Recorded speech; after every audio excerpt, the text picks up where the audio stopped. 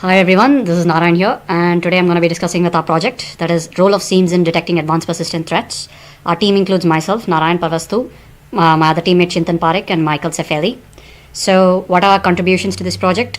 From my side, it has been Splunk Enterprise setup and its associated Siem modules. From Chintan's side, it has been Manage Agent Siem and its respective modules. From Michael Sefeli, it was Kiwi Syslog Siem tool and related modules.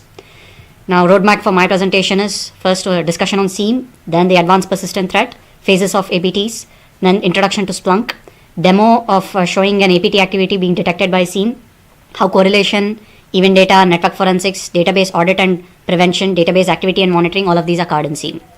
So, beginning off, what is a Siem? As Gartner, it is as defined by Gartner, it is a tool or technology that supports threat detection and security incident response through real-time collection and historical analysis of security events from a wide variety of events and contextual data sources. It also supports compliance and reporting and incident investigation, again through historical data and sources. The main core capabilities of Siems are broad scope of event collection and ability to correlate and analyze events across disparate sources. Now, we all wonder why in the first place do we need a Siem? Now, imagine an organization consisting of its IT infrastructure, or specifically the IT security infrastructure containing firewall proxies, servers, router switches, IDSs, DNS, and vulnerability scanners.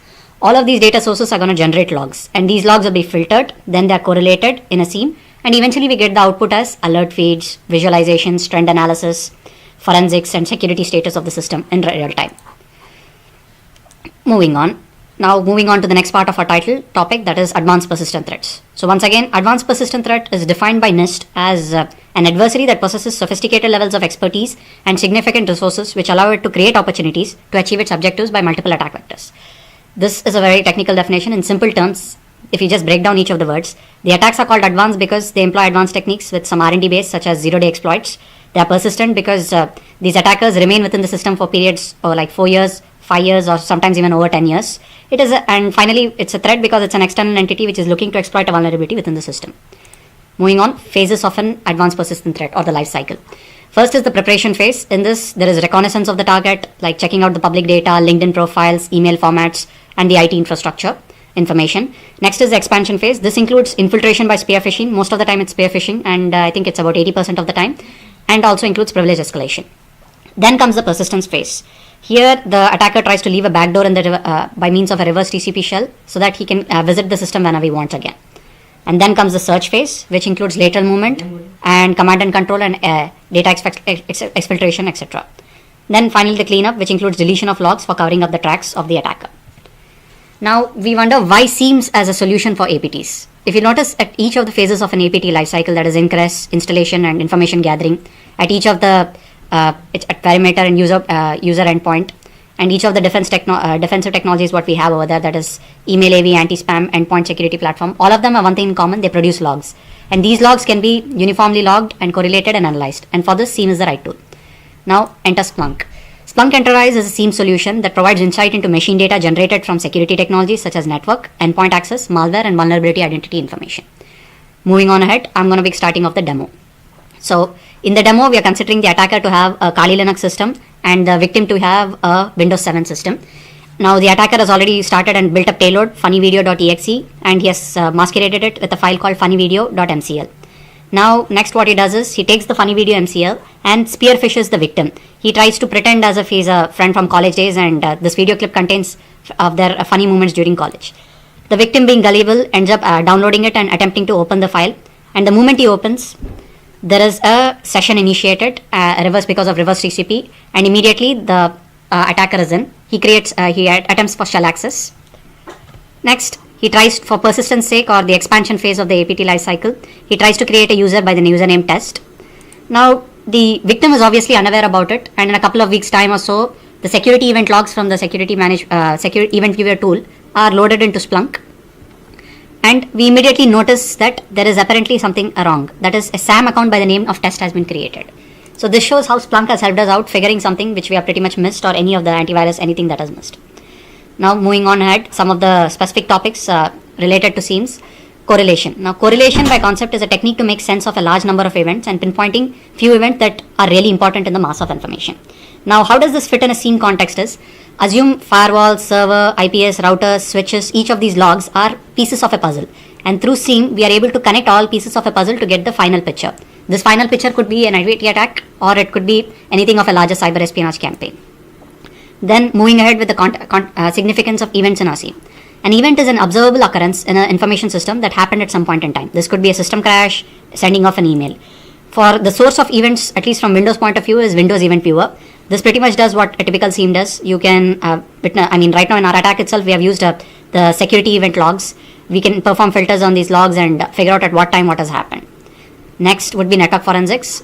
And network forensics is defined as a sub-branch of digital forensics relating to monitoring and analysis of computer network traffic for purpose of info gathering, legal evidence, and intrusion detection. So how we can perform network forensics in Siem? So for Splunk, there is a specific PCAP analyzer module which allows you to take the network PCAP files and perform analytics on them. And next, moving on to database audit and protection. The database audit and protection by Gartner is defined as tools providing comprehensive security for relational database management. And database tools, in fact, DAP is actually a superset of the concept of DAM, that is database activity monitoring. Considering we couldn't find any Siem tools for database access prevention, we are going to be focusing on database activity monitoring. Now, database activity monitoring, again by Gartner, is defined as a suite of tools that can be used to support ability to identify and report on fraudulent, illegal, and undesirable behavior with minimal impact on user operations productivity within a database. Now, within Splunk, there are two modules, that is Splunk add-ons for Oracle Database and DB Connect. These both allow us to perform pretty much the requirements of a database activity monitoring, and they help us even with security, fraud, and compliance IT operations.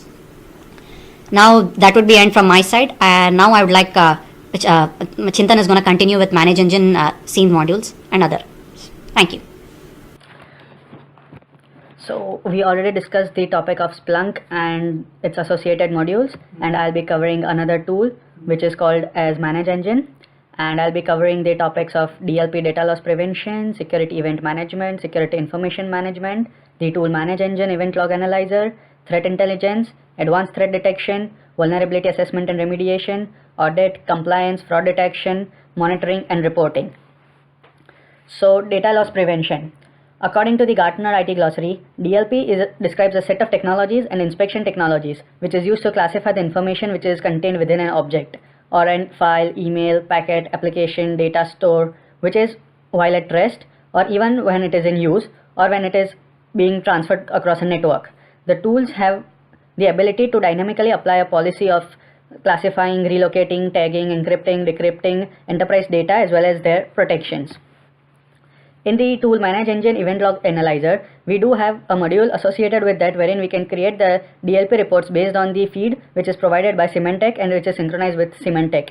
As you can see in the screenshots, we are able to see the top senders, recipients, target, protocols, owners, servers, and the report overview as well. The same is also possible with the FireEye reports as well. Security event management. It deals with the collection, transmission, storage, monitoring, and analysis of security events.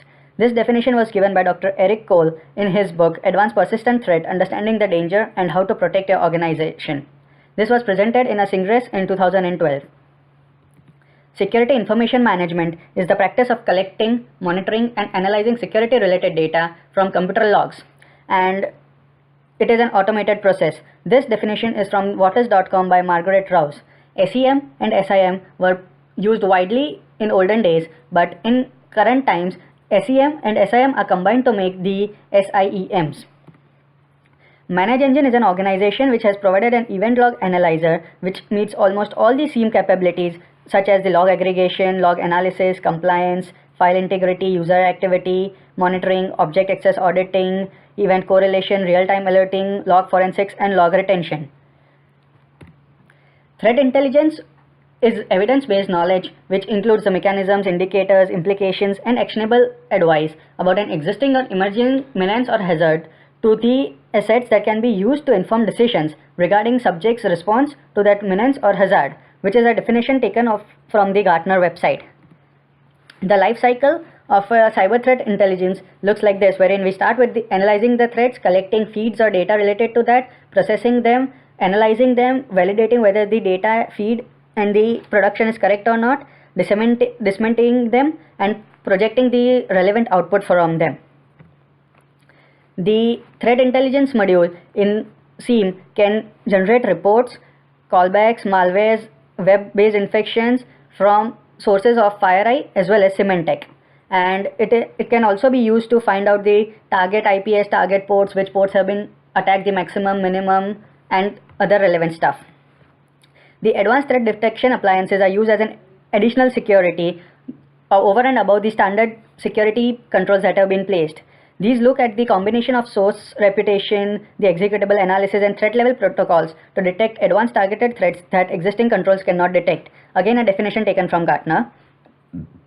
The module for the threat detection in Manage Engine has a service of logging the event, checking if a denial of service attack has happened. If it has happened, then generating the relevant logs, replaying certain attacks for malware detection, as well as real-time defender protection, terminal-based attacks, IP conflict, and user account locked out error for Windows. The vulnerability assessment and remediation is the process of identifying bugs, faults, or vulnerabilities in a system and generating the proper countermeasures for the same by removing, reversing, or stopping any vulnerabilities present in the network or in the system. The seriousness and the impact would differ based on the vulnerability and the code or privilege changes that it can cause. Vulnerability assessment and remediation is pretty vital and important in maintaining the security for any organization. For the vulnerability reports, we have many tools which perform dedicated vulnerability assessment such as W3AF, Nessus, NetExpose, and even Event Log Analyzer has an inbuilt module for that. It generates the maximum vulnerable ports, which protocol can be used, which are the hosts that have the vulnerability, which are the vulnerable OS on the systems which are installed on the network, which are connected to the network, then deciding the maximum impact vulnerabilities through the CVS core and the open ports, and generating a generic review of the same. It also can generate reports of Nessus, Qualys, Nmap, and OpenWAS, which covers almost the complete sphere of vulnerability assessment and remediation.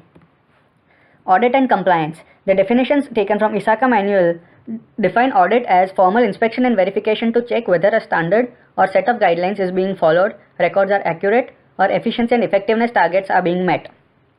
Compliance is adherence to and ability to demonstrate adherence to mandated requirements defined by laws and regulations, as well as voluntary requirements resulting from contractual obligations and internal policies.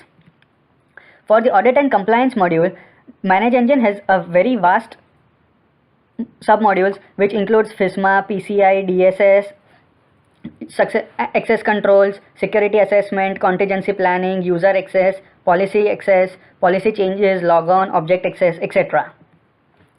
Fraud detection protects customers and enterprise information, assets, accounts, and transactions through real-time or near real-time batch analysis of activities by users and other defined entities. It uses background server-based processes which performs this task. Fraud detection is not intrusive to a user unless the user activities is suspect. For the fraud detection as well, there are user-based reports that can be generated in the Manage Engine, as can be seen from the screenshot. For the monitoring and reporting, there are alerts which can be pre-configured into Manage Engine Event Log Analyzer, and we can set up alerts which can intimate the system administrator to take appropriate actions whenever an alert is being generated. Whichever modules we saw now, I would like to show it on my local system on which the Event Log Analyzer has been pre-configured.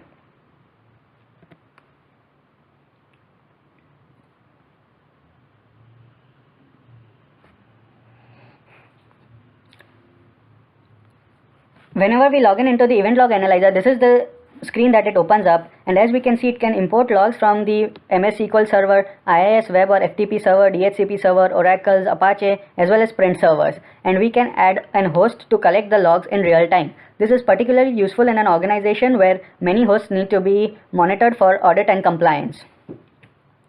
The alert tabs, as we talked about, which is used to generate the alerts, is here, wherein we can add an alert profile, and it can also be used to export to PDF or CSV format so that it can be used for further processing by the authorities in the organization. The reports tab indicates that we have the threat detection module, as we discussed about the DOS attacks, the downgrade, replay, malware detection attacks, and so on. In the threats submodule, We have the FireEye reports, which is used for the top source IPs, the top targeted IPS, the top targeted ports, malware, the Symantec reports for the same, as well as the Symantec report for the data loss prevention. For the vulnerability assessment and remediation, we can see the vulnerability reports with respect to Nessus, the Nessus compliance reports, for PCI DSS, Cisco compliance, Citrix compliance, as well as VMware, vSphere and vCenter compliances. Also, we can see the Nmap filtered ports or the Nmap reports, as well as the OpenWest reports. So this is what I would like to cover, and now I would like to hand over the presentation to Michael to complete and cover the Kiwi syslog and its related modules. Thank you. How's it going? My name is Mike Cifelli, and I'm going to talk to you about Kiwi syslog. Kiwi syslog server is a centralized log management tool which is capable of receiving event log messages from all sorts of network devices, which include routers, switches, firewalls, Linux, Unix hosts, and Windows machines. Powerful features that allow IT companies to maintain compliance by securing, compressing, moving, and purging logs, depending upon what the administrator is trying to accomplish. Slide 3 talks about Kiwi syslog key features. Just to name a few, you're allowed to monitor and manage logs from via web console.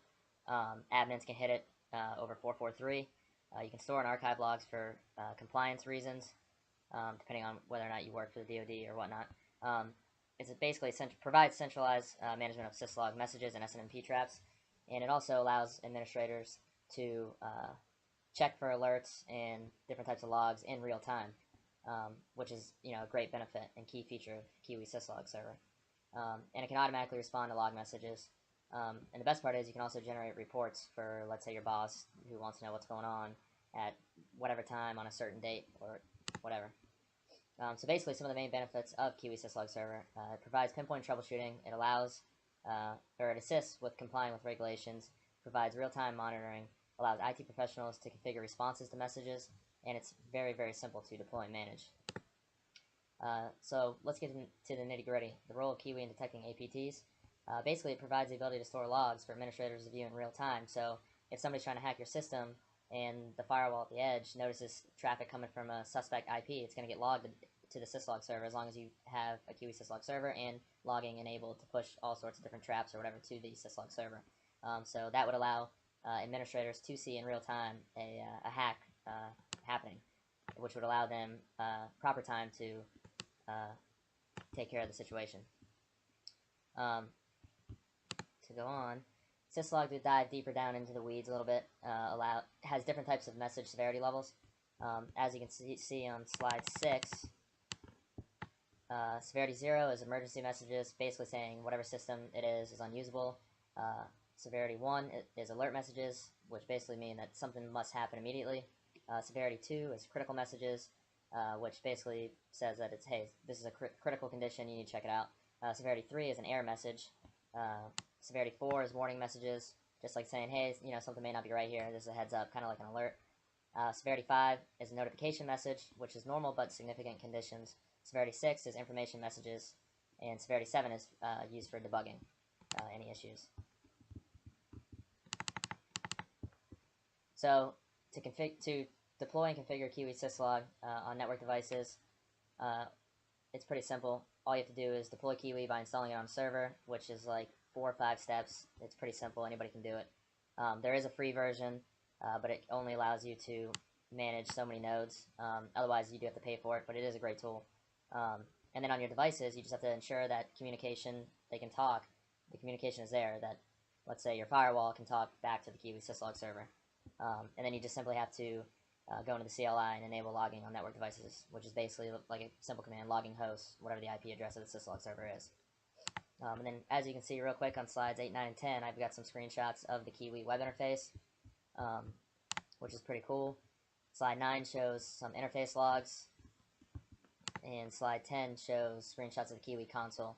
And on the console, it's pretty cool because you can see the history for the last hour, 24 hours, severity, your top 20 hosts that are logging specific events, and you can also break it down to show what percentage of severity levels are being logged.